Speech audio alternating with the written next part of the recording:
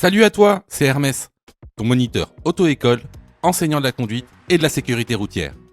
Aujourd'hui, je te propose un examen complet du code de la route, commenté et corrigé. Allez, on perd pas de temps, on commence tout de suite. Question numéro 1. Les deux roues motrices sont plus faciles à percevoir qu'une voiture. Oui, réponse A. Non, réponse B.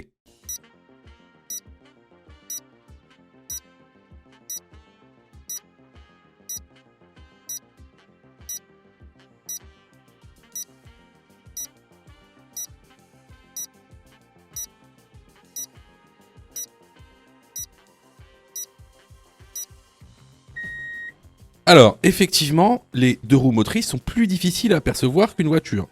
Pourquoi ? Tout simplement parce qu'elles sont moins grandes.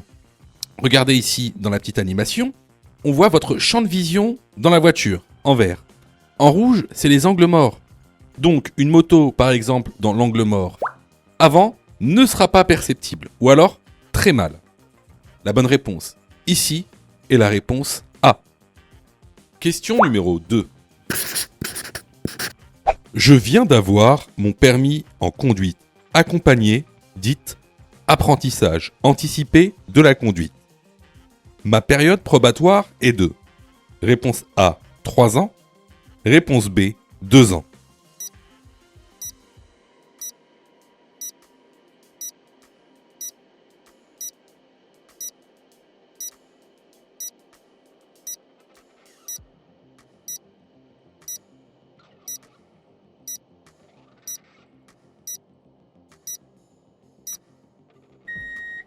Alors, c'est une très bonne question parce que vous faites souvent des erreurs.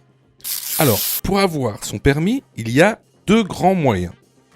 Tout d'abord, vous avez le permis normal, que vous obtenez en allant dans une auto-école et en prenant des leçons de conduite avec un moniteur auto-école. Et puis, vous avez la deuxième solution, qui est la conduite accompagnée. Cependant, la conduite accompagnée, c'est juste une méthode pour avoir son permis. Parce qu'il existe plusieurs types de conduite accompagnée. Il existe la conduite accompagnée dite supervisée. Avec ce type d'apprentissage, la période probatoire est de 3 ans. Ensuite, vous avez la conduite accompagnée dite encadrée. Et pour ce type de conduite accompagnée, la période probatoire est également de 3 ans. Et enfin, vous avez la conduite accompagnée dite AAC ou apprentissage anticipé de la conduite. Et via cette méthode, votre probatoire est réduit à 2 ans. C'est ce que les gens appellent communément conduite accompagnée. Mais c'est faux, c'est un terme un peu galvaudé. C'est ce qu'on appelle l'apprentissage anticipé de la conduite. Donc, pour répondre à la question, si j'ai eu mon permis en conduite accompagnée dite AAC ou apprentissage anticipé de la conduite, alors ma période probatoire est de 2 ans. La bonne réponse ici est la réponse B. Question numéro 3. La consommation d'alcool augmente le temps de réaction. Oui, réponse A. Non, réponse B.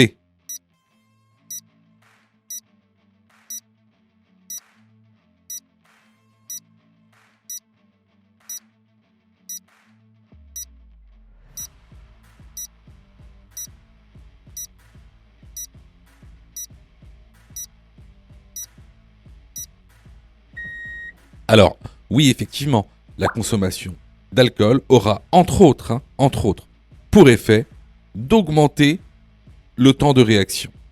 La bonne réponse ici est la réponse A.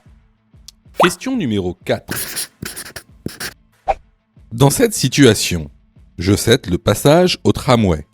Oui, réponse A. Non, réponse B. Je passe juste après son passage, peu importe la signalisation. Oui, réponse C. Non, réponse D.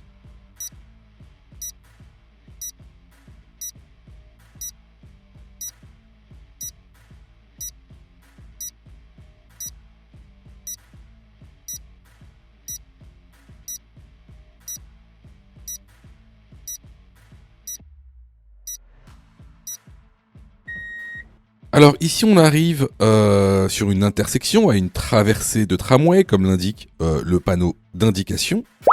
Et on a un feu qui clignote au rouge. Donc le feu qui clignote au rouge signifie un arrêt absolu. Donc ici, le tramway a donc la priorité. Est-ce que je passe juste après son passage, peu importe la signalisation? Non. On attend que le feu passe au vert, enfin qu'il arrête de clignoter au rouge plutôt. Lorsqu'il arrête de clignoter, alors là tu peux passer. Pourquoi? En général, si un tramway passe dans un sens, ça veut dire que il y a une grande probabilité qu'il y ait un autre tramway qui passe dans l'autre sens. Donc, on reste à l'arrêt jusqu'à ce que la signalisation arrête de clignoter. Les bonnes réponses ici sont les réponses A et D. Question numéro 5. Le véhicule jaune est en infraction. Oui, réponse A. Non, réponse B.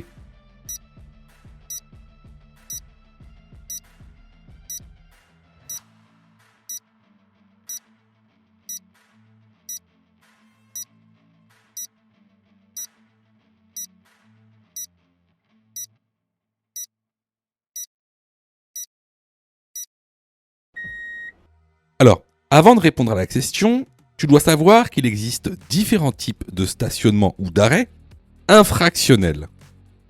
Tout d'abord, tu as l'arrêt ou le stationnement abusif. Ensuite, gênant. Puis, très gênant. Et enfin, le stationnement ou l'arrêt dangereux. Ici, on a affaire à un arrêt très gênant. Pourquoi? Parce que on est arrêté sur un passage piéton. Cette infraction est une contravention qui est punie d'une amende de 135 €. Alors attention, je vois beaucoup de personnes qui confondent infraction, contravention, délit et crime. Ce sont des choses bien distinctes. Je vous conseille vraiment d'aller dans la formation pour voir ces notions avec précision et acuité. Donc ici, la bonne réponse est la réponse A. Question numéro 6. La ceinture de sécurité n'est pas obligatoire pour les passagers situés à l'arrière du véhicule. Oui, réponse A. Non, réponse B.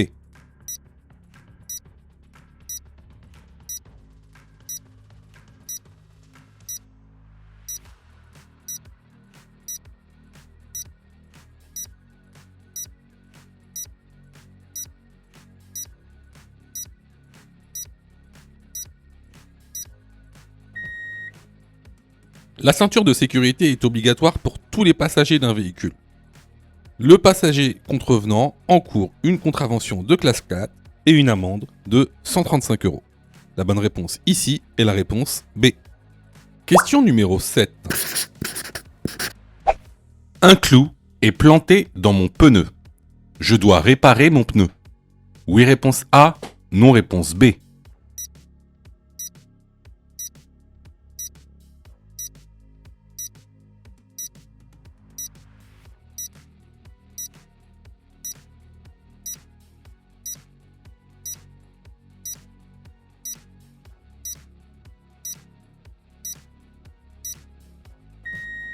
Alors effectivement, lorsqu'un clou est planté dans votre pneu, il va falloir le réparer.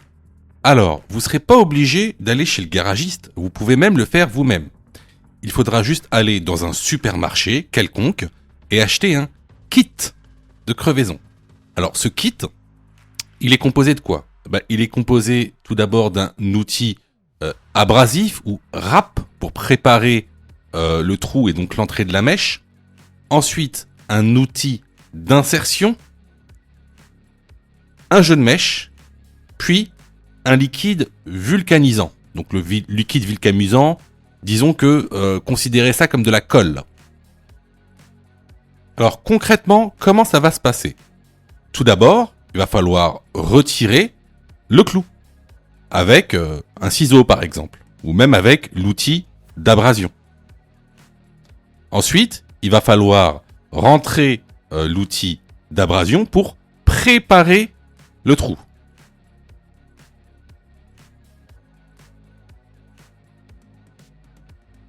Une fois que c'est fait, on met un peu de liquide vulcanisant. Ensuite, on insère la mèche dans l'outil porte-mèche. Puis, on insère l'outil porte-mèche dans le trou. On coupe ensuite avec un ciseau ou un cutter. Puis, on gonfle le pneu. Donc, ici, la bonne réponse est la réponse A. Je vois que tu es super motivé pour avoir ton code. Alors, soutiens la chaîne en t'abonnant et surtout en activant les notifications afin d'être prévenu des dernières vidéos mises en ligne. Question numéro 8. Dans cette situation, je ralentis. Oui, réponse A. Non. Réponse B.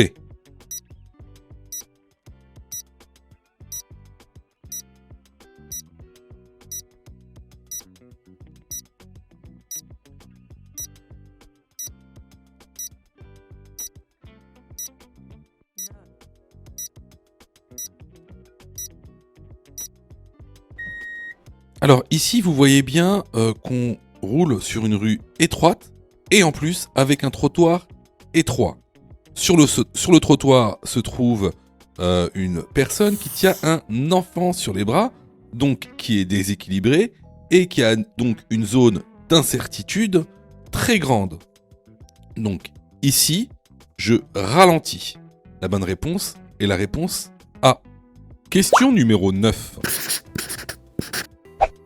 À l'arrêt, au feu rouge, je tiens mon téléphone à la main. Je risque une amende et un retrait de points. Oui, réponse A. Non, réponse B.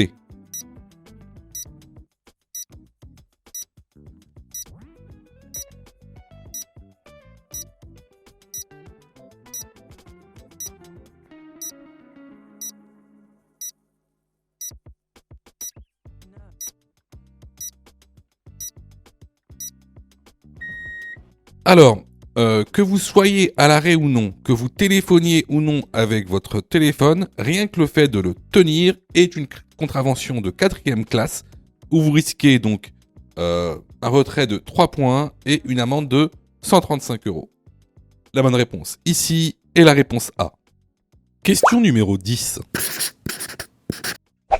Avant de quitter le véhicule, je dois vérifier. Réponse A, le rétroviseur extérieur. Réponse B, l'angle mort. Réponse C, le rétroviseur extérieur uniquement.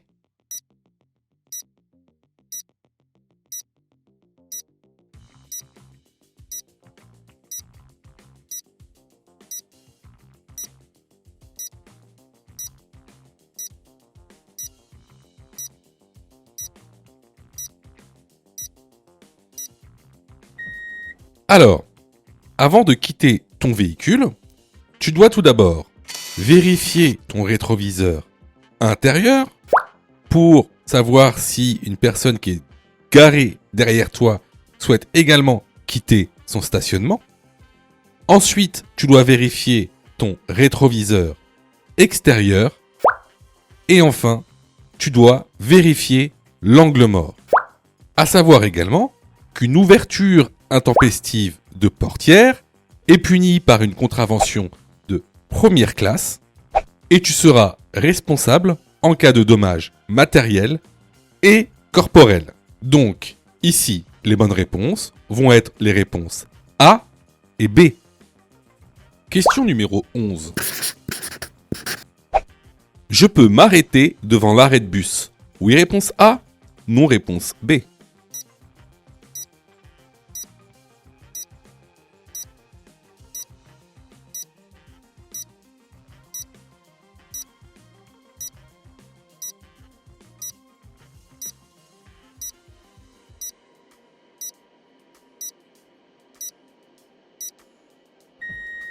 Alors non, il est formellement interdit de s'arrêter ou de stationner devant un arrêt de bus. Ça constitue une contravention de 4e classe, c'est-à-dire 135 € d'amende sans retrait de points. La bonne réponse ici est la réponse B. Question numéro 12. prendre la sortie pour Montpellier, j'adapte ma vitesse. Oui, réponse A. Non, réponse B.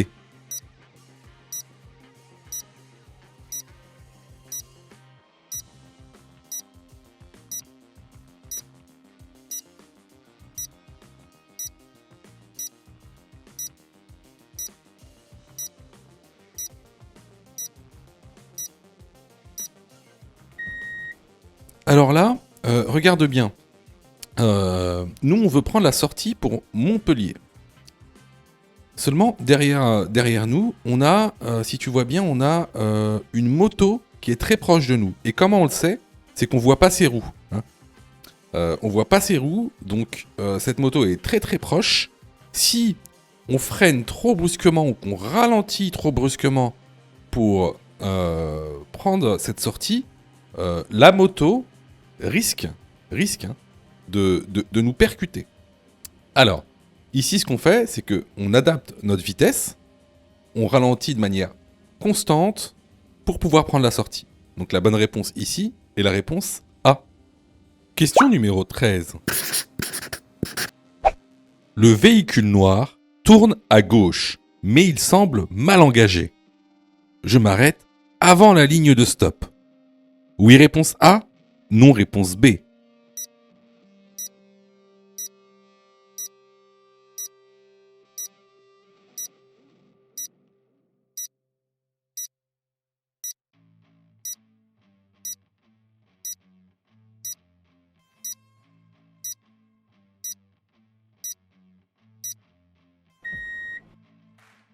Alors effectivement, en face de nous, on a un véhicule qui souhaite tourner à gauche sur notre rue. Et il semble qu'il va empiéter sur notre voie. Alors, vous le savez pas encore, parce que vous passez pas encore la conduite. Mais lorsque vous passerez la conduite, votre moniteur vous dira toujours que pour tourner à une intersection, il faut faire un angle droit. Comme ceci. Il ne faut jamais empiéter sur la voie qui est en sens inverse. Donc, ici, ce que je fais, c'est que je m'arrête avant la ligne de stop pour laisser passer ce véhicule. Par mesure de sécurité, même si ce véhicule n'a pas le droit de tourner comme ça. La bonne réponse ici est la réponse A. Question numéro 14. Ce panneau indique réponse A, un endroit fréquenté par des enfants. Réponse B, un passage piéton.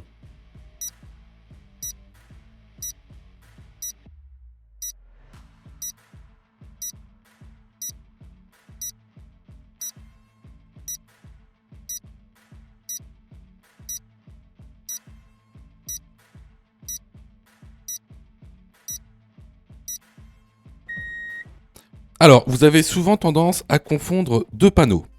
Alors, le panneau de gauche, qui est un panneau de danger, et qui indique un endroit fréquenté par des enfants. Vous voyez, il y a deux personnages. Et le panneau de droite, également un panneau de danger, qui indique un passage piéton.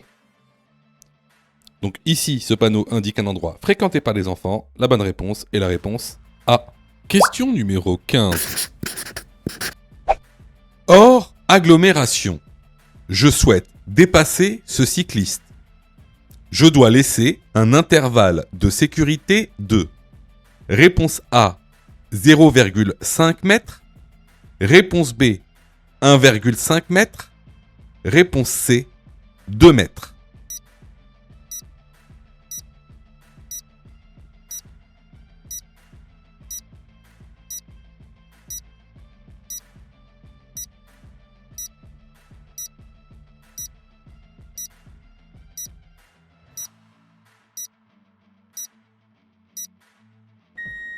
Alors, ici, la question précise qu'on est hors agglomération. Donc, hors agglomération, pour dépasser ce cycliste, je dois laisser un intervalle de sécurité de 1,50 m. La bonne réponse ici est la réponse B. Question numéro 16. J'ai perdu l'usage d'une de mes mains. Réponse A. Je ne pourrai plus jamais conduire. Réponse B. Après approbation par un médecin agréé et adaptation du véhicule, j'ai une chance de pouvoir reconduire.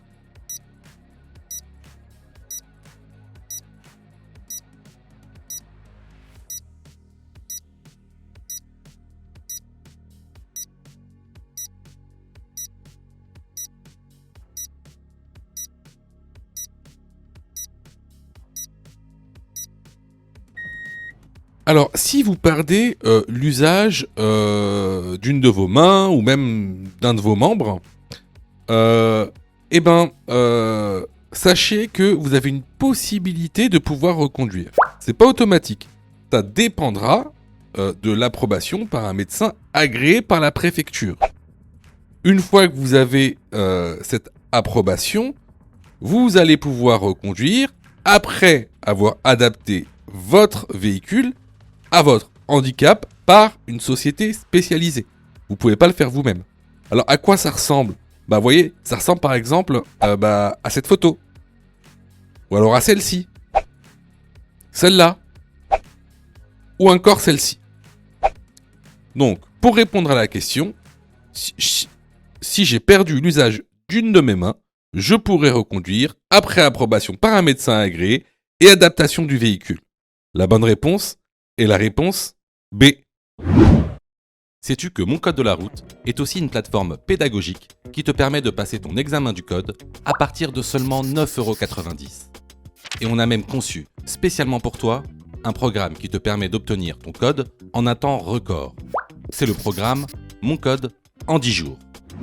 Avec un calendrier de révision personnalisé, un contenu pédagogique par thème conforme à la nouvelle réforme, des nombreux tests d'examen blanc issus de l'examen officiel, accessibles sur smartphone, tablette et PC durant 1 an et en accès illimité. Et surtout, cette formation est 100% remboursée en cas d'échec à l'examen. Alors, si tu souhaites obtenir ton code du premier coup sans te ruiner et sans risque, rejoins notre programme en cliquant sur le lien en description de la vidéo. Pour ça, tu as juste à cliquer sur le lien en description et à choisir ta formule. Question numéro 17. Certains médicaments ont les mêmes effets que l'alcool. Oui, réponse A. Non, réponse B.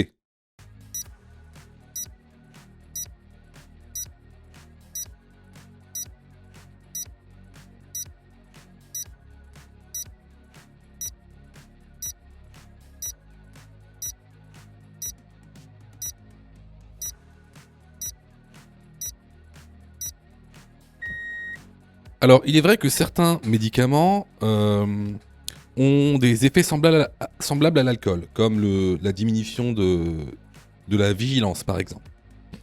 Alors, à savoir que les médicaments ont des pictogrammes.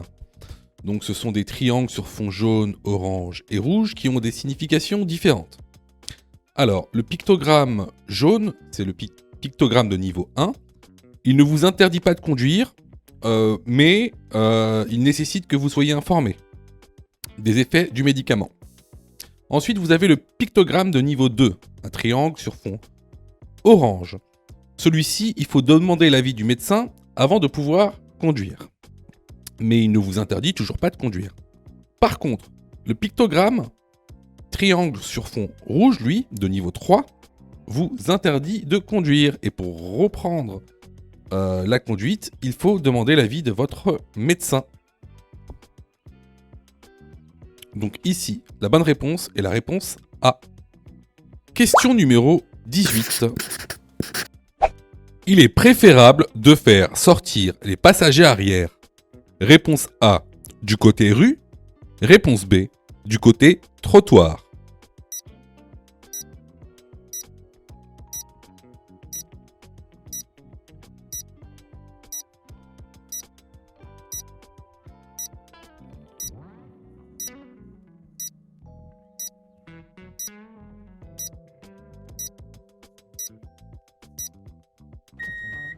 Alors là, c'est une évidence, hein. Pour des raisons de sécurité évidentes, il sera toujours préférable de faire sortir les passagers arrière du côté trottoir, afin d'éviter tout simplement une collision avec une voiture lors de l'ouverture de la porte. Donc la bonne réponse ici est la réponse B. Question numéro 19. Cet enfant est correctement attaché. Oui, réponse A. Non, réponse B.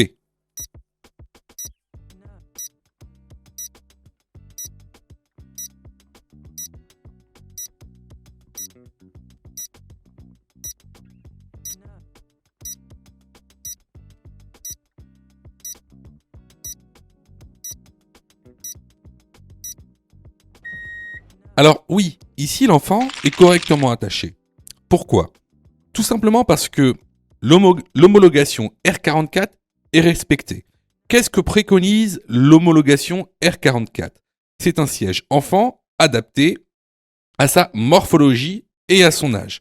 Il existe 3 types de sièges, le siège à coque, le siège baquet, le siège avec dossier. Ici, on a utilisé un siège baquet qui correspond à la morphologie de l'enfant. La bonne réponse est la réponse A. Question numéro 20. Diminuer sa vitesse permet A. De moins polluer, B. De diminuer le risque d'accident, C. D'augmenter sa vigilance.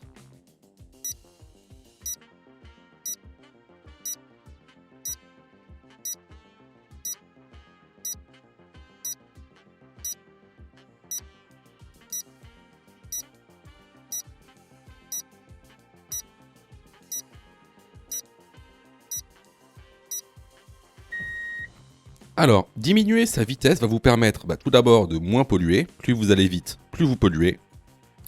Certes également de diminuer le risque d'accident, car il y a une forte corrélation entre la vitesse et l'accidentologie. Deuxième, voire première cause d'accidentologie en France. Par contre, elle ne vous permettra pas d'augmenter votre vigilance. Donc les bonnes réponses sont les réponses A et B. Je vois que tu es super motivé pour avoir ton code. Alors, soutiens la chaîne en t'abonnant et surtout en activant les notifications afin d'être prévenu des dernières vidéos mises en ligne. Question numéro 21. Ce panneau indique réponse A, un céder le passage cycliste. Réponse B, un céder le passage pour les véhicules motorisés.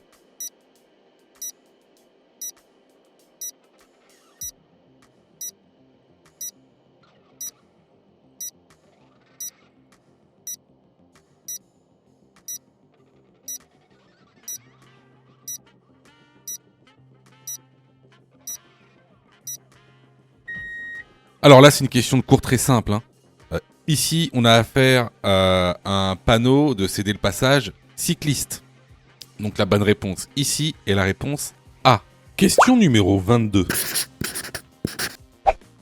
Lors d'un accident, après avoir protégé les lieux, je dois alerter les secours. Oui, réponse A. Non, réponse B.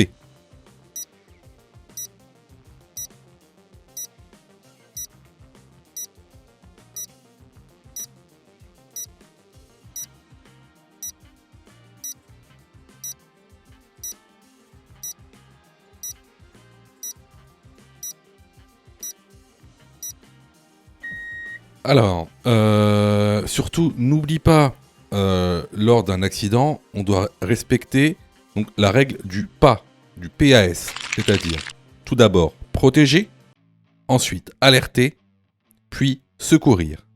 Ça, c'est vraiment du cours, tu dois le connaître vraiment par cœur.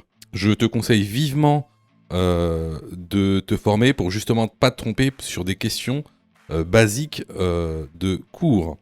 Une fois qu'on a protégé les lieux, donc on doit alerter les secours. Donc alerter les secours, qu'est-ce qu'on leur dit quand on les a au téléphone ? Déjà, tu dois leur donner le nombre de victimes.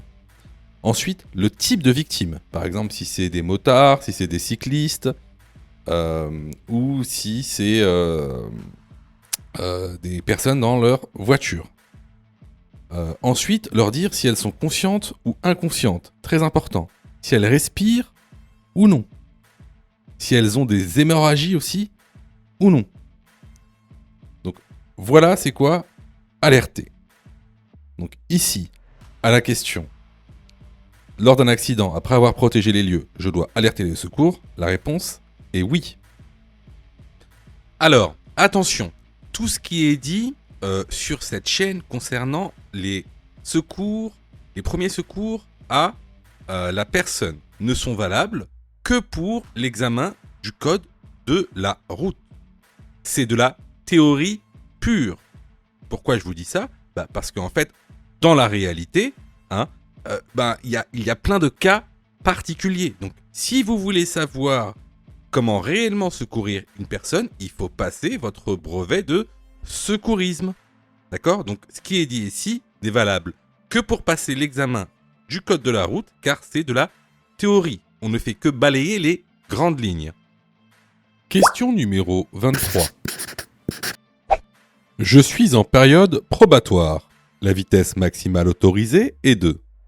Réponse A, 130 km/h. Réponse B, 110 km/h.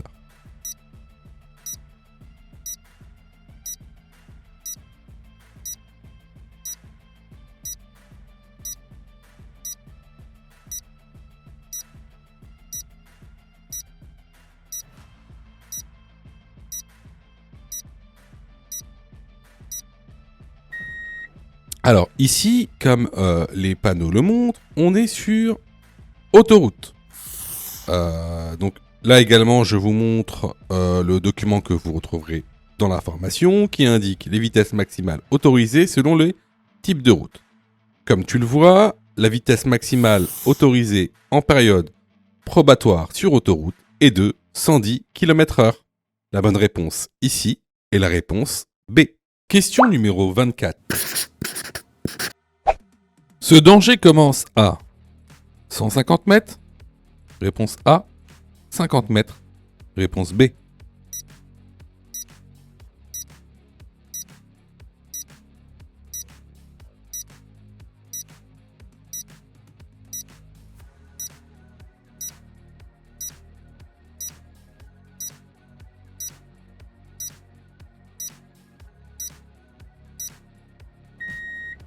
Alors ici, on est sur un panneau de virage dangereux, commençant par la droite. On est hors agglomération, donc ce danger commencera à 150 mètres. La bonne réponse est la réponse A. Question numéro 25. Je suis sur un carrefour à sens giratoire. Réponse A, je dépasse le camion. Réponse B, le camion peut empiéter sur ma voie.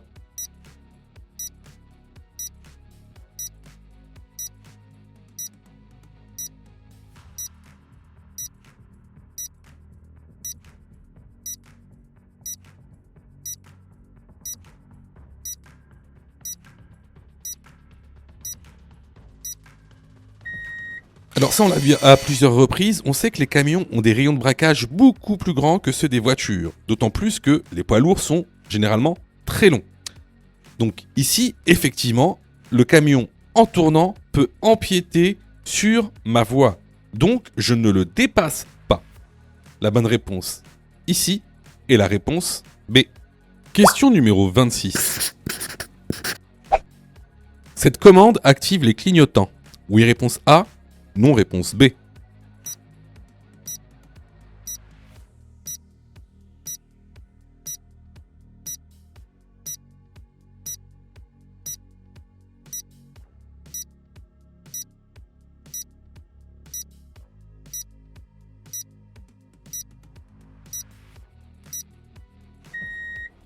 Alors, cette question donc fait partie du thème la mécanique et les équipements. C'est un thème que vous maîtrisez pas trop. Faut dire aussi que bon, maintenant on a un examen qui a été modifié depuis 2023 dans ce qu'on appelle la nouvelle réforme. Donc vous allez avoir de plus en plus de questions sur les équipements du véhicule et aussi sur la mécanique du véhicule. Comment fonctionnent les véhicules. Pour ça, je vous recommande vraiment de vous former. Nous, on a mis en place une formation pour tous les budgets et pour tous les besoins. On a vraiment voulu que tout le monde puisse se former. Donc ça part de... Enfin, vous pouvez vous former à partir de 9,90 €. Donc pour 9,90 €, bah, vous avez pendant une semaine, bah, vous avez tous les cours pédagogiques, vous avez tous les exercices d'entraînement par thème, vous avez le droit à plus de 30 examens officiels avec plus de 1200 questions, avec tous les commentaires, tous les corrigés détaillés, les fiches pédagogiques. Bon, ça c'est pour, disons, c'est le premier prix. C'est le premier prix. Alors, cette formule-là, elle va être plus pour les personnes qui ont déjà passé le code, qui ont déjà passé le code et qui ont besoin en fait d'une remise à niveau. Ensuite, on a la formation standard. Celle-ci, elle est à 19,90 €. Et celle-ci, elle est valable 1 an en illimité.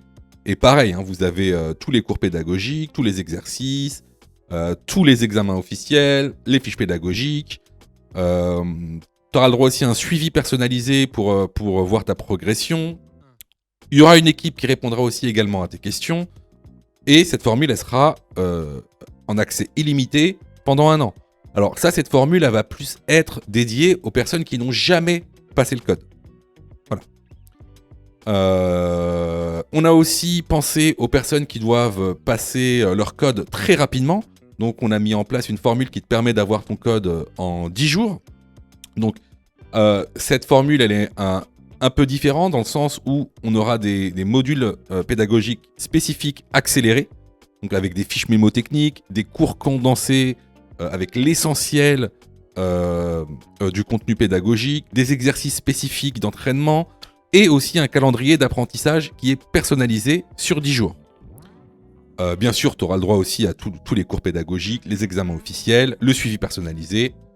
Et cette formule, elle sera disponible en accès limité pendant 1 an. À savoir que cette formule est remboursée à 100% si tu échoues ton examen. T'as juste à envoyer en fait ta preuve d'échec par mail. Et tu seras remboursé automatiquement. Ensuite, on a une dernière formule, ça c'est la formule premium. Alors la formule premium, c'est la formule standard, plus 45 minutes de coaching avec un enseignant de la conduite et de la sécurité routière. Alors ça, c'est plus pour les personnes plutôt qui viennent d'arriver en France et qui ont besoin de leur permis et qui n'y savent rien. Par exemple, qui ne savent pas qu'il y a plusieurs manières de percer son permis. Il y a la conduite AAC, donc la conduite anticipée, qu'on appelle aussi conduite accompagnée. Il y a la conduite encadrée, il y a la conduite supervisée. Enfin voilà, on leur explique, on vous explique vraiment toutes les sortes de permis que vous pouvez passer. On vous explique aussi, par exemple, tout ce qui est financement. Hein, selon votre situation, vous avez des organismes de financement qui peuvent vous payer, soit en totalité, soit partiellement, votre permis de conduire.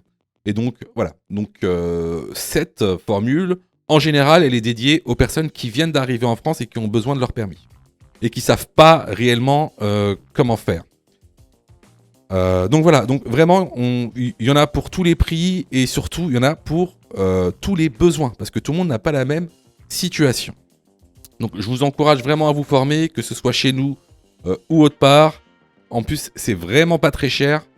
Je vous conseille vraiment de vous former. Ça vous évitera de rater votre code pour 1 ou 2 points futiles et de redépenser 30 €, redépenser du temps, reprendre un rendez-vous pour repercer votre code. Alors ici, la réponse à la question, c'est la réponse A. Effectivement, cette commande active les clignotants. Question numéro 27. Je risque de rencontrer des travaux. Oui, réponse A. Non, réponse B.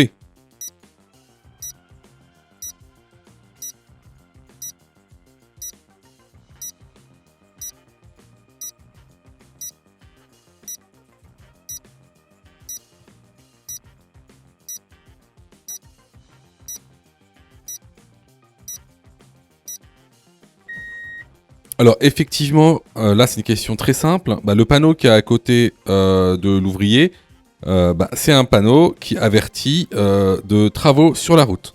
Donc ici la bonne réponse est la réponse A. Question numéro 28. Se déplacer en tramway. Réponse A, augmente la pollution atmosphérique et sonore. Réponse B, participe à l'écomobilité.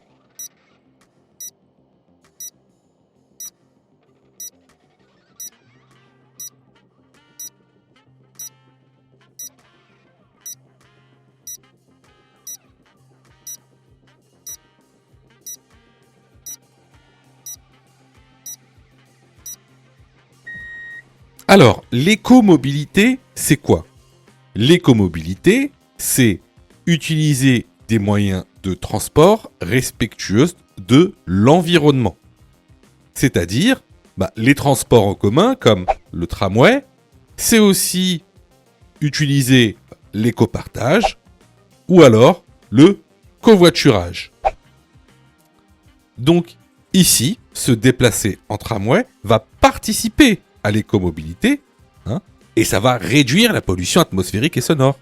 Donc, la bonne réponse ici est la réponse B. Si tu aimes le contenu, alors prends quelques secondes pour liker la vidéo. C'est très important. Cela nous permet d'être mieux référencés et donc de te présenter encore plus de vidéos pour que tu puisses obtenir ton code le plus rapidement possible. Question numéro 29. Je peux dépasser par la droite. Oui, réponse A. Non, réponse B. Je peux dépasser par la gauche. Oui, réponse C. Non, réponse D.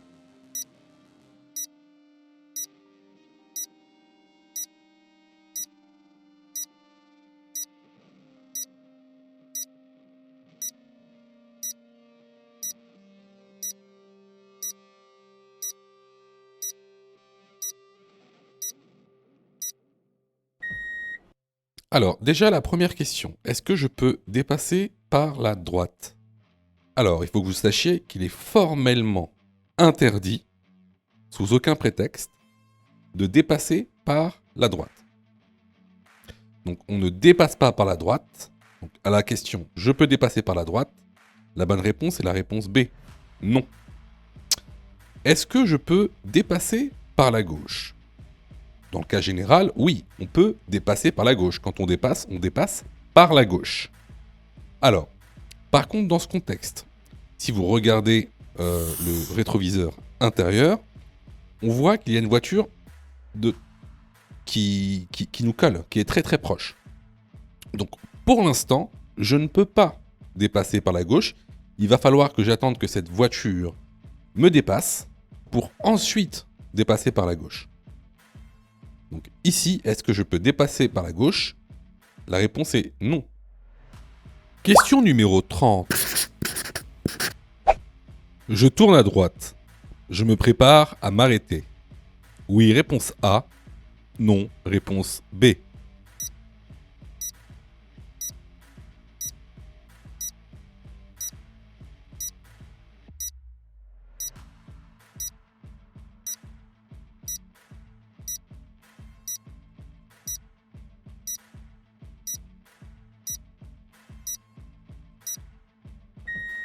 Alors ici, comme vous pouvez le voir juste à droite, il y a donc un enfant avec ses parents qui ont de grandes chances de traverser la rue. Donc effectivement, si je tourne à droite, il va falloir que je me prépare à m'arrêter. La bonne réponse est la réponse A. Question numéro 31. Je suis bien placé pour aller à Paris. Oui, réponse A. Non, réponse B.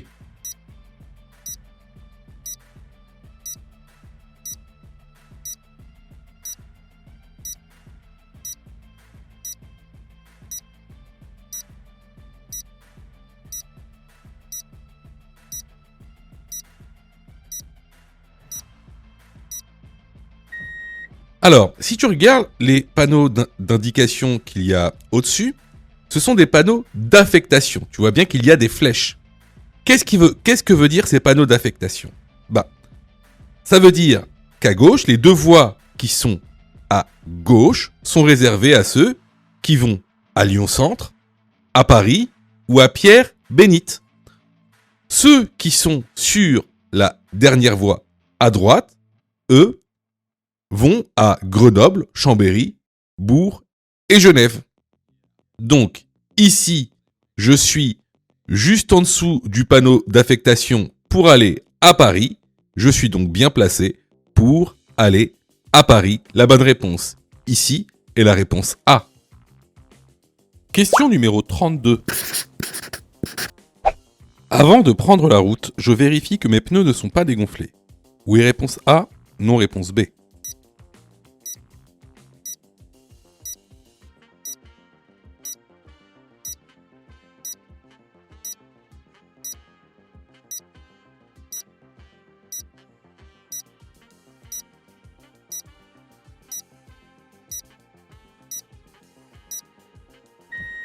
Effectivement, avant chaque trajet, il va falloir vérifier visuellement que les pneus ne sont pas dégonflés. La bonne réponse ici est la réponse A. Alors, vous voyez, il y a beaucoup de gens, en fait, je sais, je sais que vous êtes trompés. Enfin, beaucoup d'entre vous se sont trompés. Je sais que vous passez beaucoup de temps à réviser votre code. Je le sais. Sûrement que même vous avez une application gratuite. Mais vous savez, les applications gratuites, si c'est gratuit, ne pensez pas que vous allez avoir de la qualité. D'accord ? Ne pensez pas ça. C'est pas pour rien qu'il y a 40% de taux d'échec. Quasiment la moitié des gens qui regardent cette vidéo vont rater leur code. Pas parce qu'ils n'ont pas travaillé, pas parce qu'ils sont nuls, parce que vous avez été mal formés. C'est pour ça que nous, on vous propose donc une plateforme de formation 100% dédiée au code de la route, réalisée par des professionnels, avec une méthodologie adéquate qui vous permettra d'avoir votre code de la route rapidement. En plus de ça, vraiment ça coûte pas cher. Vous pouvez commencer à vous former pour 9,90 €. Ça, c'est la formule la plus basse. Sinon, vous pouvez même choisir la formule Mon code en 10 jours. Et avec cette formule, vous êtes 100% remboursé si vous ratez votre code. Simplement en envoyant la preuve de votre échec. Donc voilà, moi un petit conseil que je vous donne, surtout si vous êtes trompé à cette question, allez dans la plateforme, formez-vous correctement, vous allez voir, ça va bien se passer. Pour ça, tu as juste à cliquer sur le lien en description et à choisir ta formule. Question numéro 33. Les balais d'essuie-glace doivent être changés régulièrement. Oui, réponse A, non, réponse B.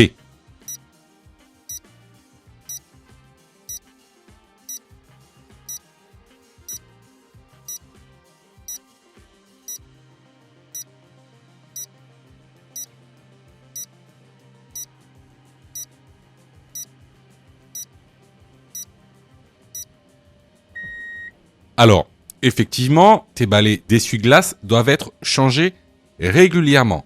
C'est-à-dire lorsqu'ils sont usés. Tu pourras savoir qu'ils sont usés lorsqu'ils feront un grincement lorsque tu les actives. En général, on change les balais d'essuie-glace à peu près tous les ans. Donc la bonne réponse ici est la réponse A. Question numéro 34. Le système e-call s'active automatiquement après un choc. Oui, réponse A, non, réponse B. Permet de prévenir un centre d'appel d'urgence. Oui, réponse C, non, réponse D.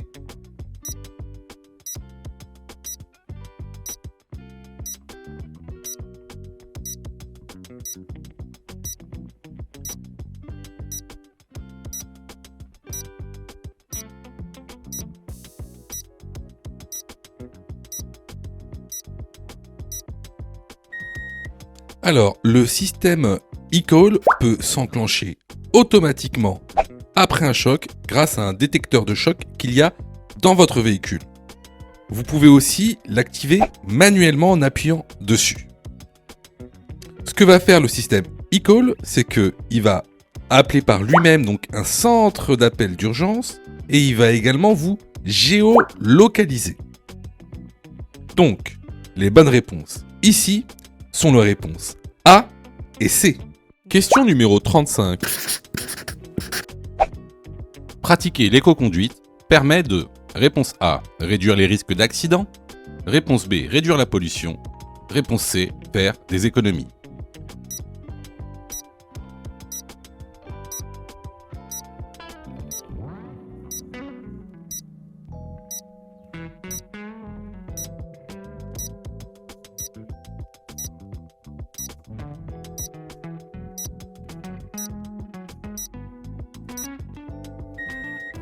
Alors, comme son nom l'indique, l'éco-conduite, c'est une conduite économique et écologique. Donc, elle permet donc de réduire la pollution et de faire des économies de carburant. Donc, elle ne va jamais vous permettre de réduire les risques d'accident. Donc, ici, les bonnes réponses font les réponses B et C. Question numéro 36. J'ai perdu tous mes points en période probatoire.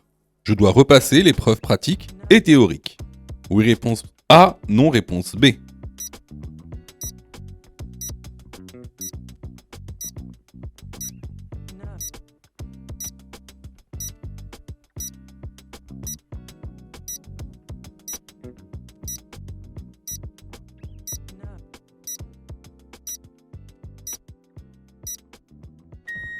Alors effectivement, si tu perds tous tes points en période probatoire, tu devras repasser l'épreuve théorique et l'épreuve pratique. La bonne réponse ici est la réponse A. Je vois que tu es super motivé pour avoir ton code. Alors, soutiens la chaîne en t'abonnant et surtout en activant les notifications afin d'être prévenu des dernières vidéos mises en ligne. Question numéro 37. Dans cette situation, le véhicule est bien stationné. Oui, réponse A. Non, réponse B.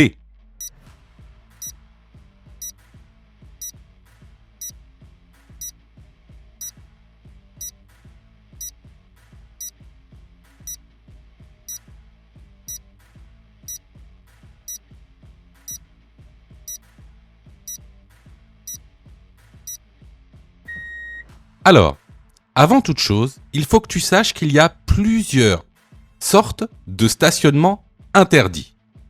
Tu as d'abord les stationnements abusifs, les stationnements gênants, les stationnements très gênants et les stationnements dangereux. Ici, comme tu le remarques sur l'image, le véhicule est garé sur un passage piéton. C'est donc un stationnement très gênant. Alors, un stationnement très gênant est sanctionné par une contravention de 4e classe, c'est-à-dire une amende de 135 €. Alors, attention, parce que tu peux également être sanctionné d'une immobilisation du véhicule si tu ne déplaces pas ton véhicule à temps.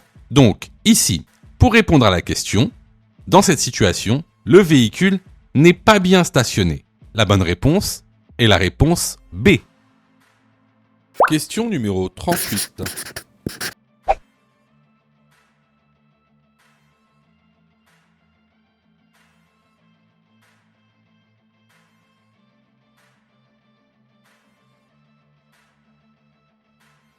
Si un usager vient de la droite, réponse A, je passe. Réponse B, je cède le passage.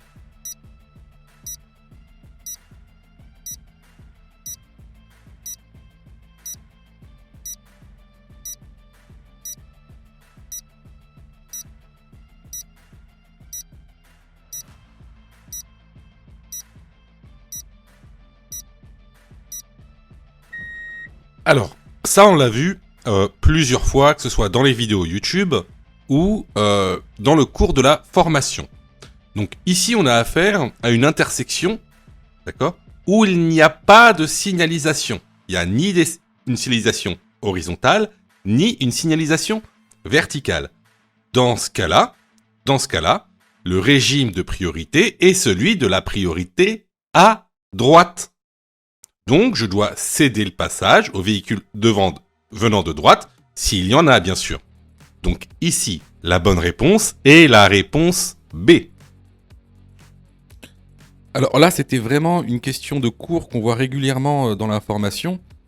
Donc, si vous avez eu faux à cette question, vraiment, je vous incite vraiment à vous former, hein, que ce soit chez nous ou ailleurs.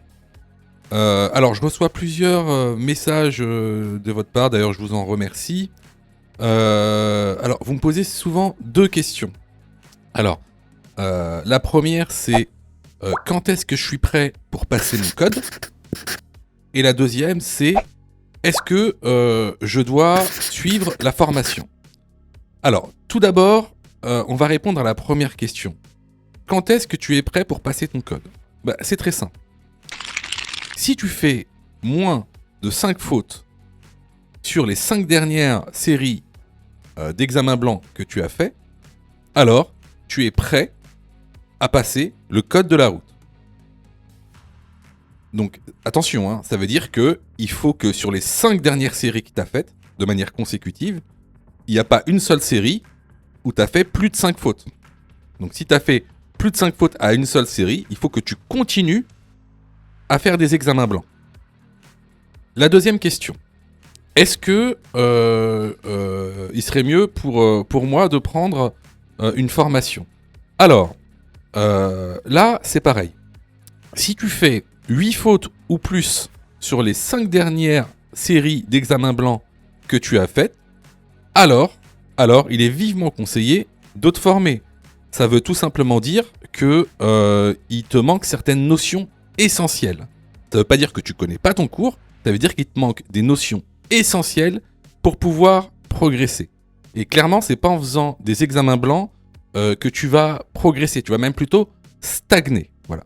Donc si tu as fait 8 fautes ou plus sur l'une des 5 dernières séries que tu as faites, je te conseille vivement de te former. Surtout que on a mis en place donc une plateforme pédagogique qui répond vraiment à tous vos besoins. On a fait en sorte que tout le monde puisse se former au code de la route. Vous avez la formule standard, par exemple, qui est à 19,90 € par an. Donc vous payez une fois 19,90 € et vous avez le droit à toute la plateforme pendant un an en illimité, avec tous les cours, tous les 10 thèmes, plus de 1200 questions issues de l'examen officiel, commentées et corrigées. Vous avez pour ceux, par exemple, qui veulent passer leur code rapidement, la formule à mon code en 10 jours, pour passer son code en 10 jours, qui est à 39,90 € par an, en illimité. Et en plus, si vous ratez votre code, eh ben vous êtes 100% remboursé, seulement en envoyant votre preuve d'échec. Sinon, pour ceux qui le souhaitent, vous avez la plus petite formule, la formule basique, qui est à 9,90 € par semaine. Celle-ci, c'est une formule qui est hebdomadaire, qui en général est réservée à ceux qui ont déjà passé leur code et qui ont échoué. C'est une sorte de remise à niveau. Donc, vraiment, il y en a pour tous les besoins et il y en a aussi pour tous les prix. Et c'est vraiment pas cher. Ce serait bête de rater son code alors que vous auriez pu vous former pour 9,90 €. Pour ça, tu as juste à cliquer sur le lien en description et à choisir ta formule. Question numéro 39. Ce panneau indique un emplacement ou une aire de stationnement dédiée au covoiturage. Oui, réponse A, non, réponse B.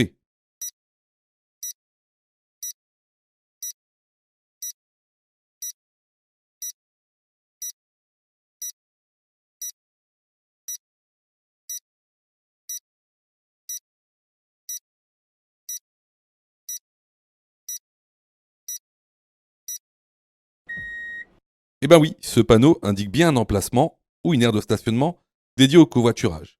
À ne pas confondre avec le panneau d'écopartage.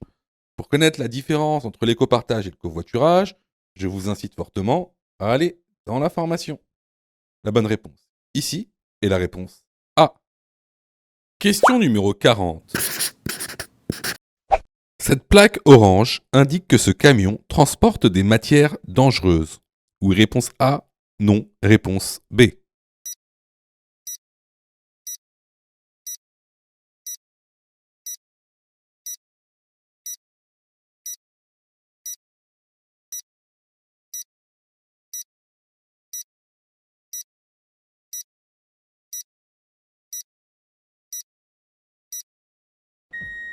Alors, encore une fois, c'est du cours. Là, il faut aller dans la formation. Donc, effectivement, cette plaque orange indique que le camion transporte des matières dangereuses. Donc, le numéro du haut indique la nature du danger. En bas, la nomenclature des produits transportés. Bref, là, il faut vraiment aller dans le cours.